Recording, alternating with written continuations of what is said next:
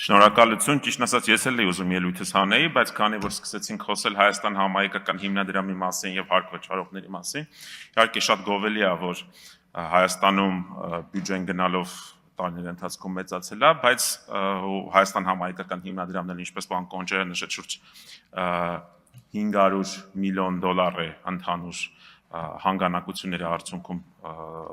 բարեգործությունների տեսքով ներդրել Հայաստանի Հանրապետություն, բայց մի կարևոր բան ենք մոռանում, նախ պարոն Կոնջարյան, ով է Հայաստան համահայկական հիմնադրամի ամենամեծ նվիրատուն, Սամվել Կարապետյանը, շուրջ $70 միլիոն։ Երկրորդը, խոսում եք Սփյուռքի մասին, խոսեք նաև հայ բարեգործական ընդհանուր միության մասին, խոսեք նաև մյուս կառույցների մասին, նաև մի մոռացեք մի կարևոր հանգամանք, Սփյուռքը տարեկան Հայաստան է ուղարկում շուրջ $4 միլիարդ։ Շուրջ $4 միլիարդ տրանսֆերտների տեսքով գալիս է Հայաստանի Հանրապետություն։ Եվ որ տարբերություն չկա, որի պետություններից համայն հայությունն է ուղարկում մեծ մասամբ։ Խոսում եք ներդրումներից, նաև խոսեք, որ